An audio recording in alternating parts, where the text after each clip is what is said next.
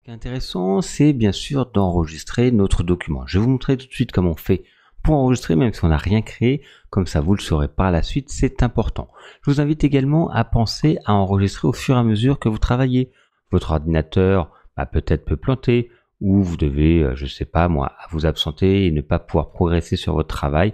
Comme ça, il n'y a pas de problème ou une coupure de courant tout simplement.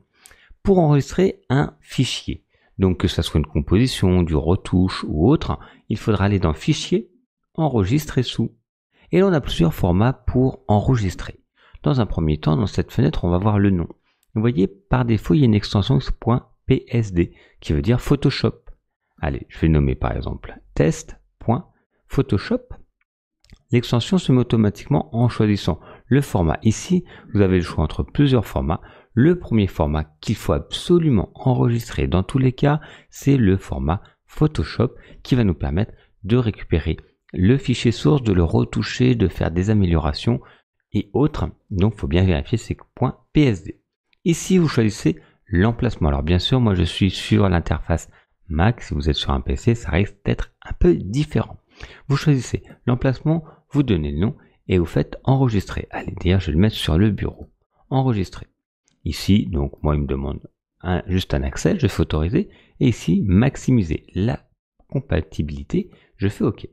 Donc là, j'ai enregistré en format Photoshop. L'inconvénient, c'est que quelqu'un qui n'a pas Photoshop ne va pas pouvoir ouvrir ce fichier. Également, si vous avez fait un visuel pour les réseaux sociaux, vous voulez le poster sur les réseaux sociaux, ce n'est pas possible également. Donc on va voir tout ça, on va pouvoir l'enregistrer sous un autre format. Et un des autres formats les plus connus, c'est le format JPEG. Fichier enregistré sous.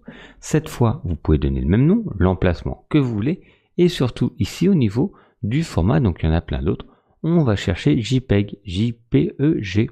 Là, c'est un format aplati. Vous comprendrez la différence qu'avec les formats des calques, il y a des couches d'éléments graphiques les uns au-dessus des autres. Là, JPEG, c'est juste aplati. Mais tout le monde va pouvoir l'ouvrir. Et on fait enregistrer. Et là, vous voyez, l'extension qui était tout à l'heure PSD est maintenant JPEG. Et je fais enregistrer. Là, moi, j'en ai déjà un qui s'appelle comme ça, donc je fais juste le changer. Voilà, enregistrer. Ici, on va me demander une option. Pensez à toujours mettre le maximum. La qualité, vous pouvez toujours la réduire, mais l'augmenter, c'est problématique. Ça perd un peu de sa qualité si vous augmentez la taille. Donc, il vaut mieux mettre maximum et vous faites OK.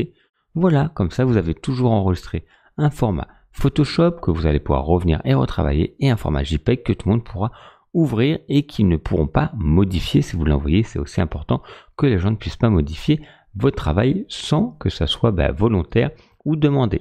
Voilà pour l'enregistrement simple. On va venir plus en détail sur d'autres éléments pour l'enregistrement, mais déjà comme ça, vous savez et vous ne serez pas perdu quand vous voudrez enregistrer par la suite.